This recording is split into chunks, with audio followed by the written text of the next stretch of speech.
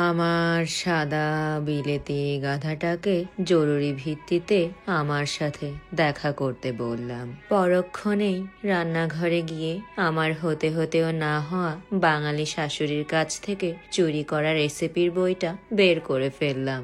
বাড়িতে ঢুকতে না ঢুকতেই গাধাটা জিজ্ঞেস করলো, আমার জন্য আজ কি রান্না করছো গো?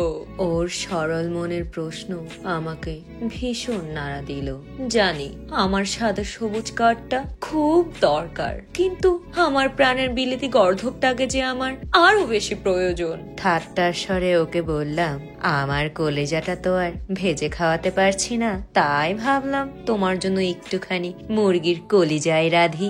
দুজন মিলে খেতে বসে ওকে ওর মায়ের সাথে আমার আলাপচারিতা সব খুলে বললাম, আর স্পষ্ট জানিয়ে দিলাম, তুমি কি আমার সাথে ঢাকা পাড়ি জমাবে নাকি তোমার মায়ের আঁচল ধরে বসে থাকবে, সিদ্ধান্ত এখন তোমার।